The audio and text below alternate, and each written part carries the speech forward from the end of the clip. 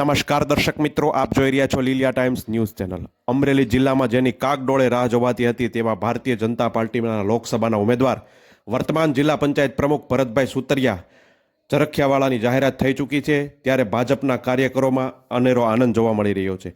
અત્રે ઉલ્લેખનીય છે કે ભરતભાઈ સુતરિયા વર્ષો જૂના ભાજપના પાયાના કાર્યકર અને સનિષ્ઠ આગેવાન છે।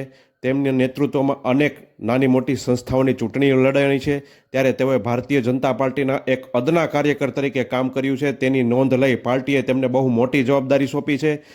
લોકસભા 2024ની ચૂંટણી ભાજપ માટે અતિ મહત્વની છે, કેમ કે ભાજપ 404+ મિશન લઈને ચાલે છે, જ્યારે સામા પક્ષે કોંગ્રેસે પણ અહીં આ સીટમાં યુવા ઉમેદવાર અને જિલ્લા પંચાયતના પૂર્વ પ્રમુખ જેનીબેન ઠુમરને મેદાને ઉતાર્યા છે। ત્યારે લોકોમાં આ સીટને લઈ અને ભારે રસાકસી થશે તેવી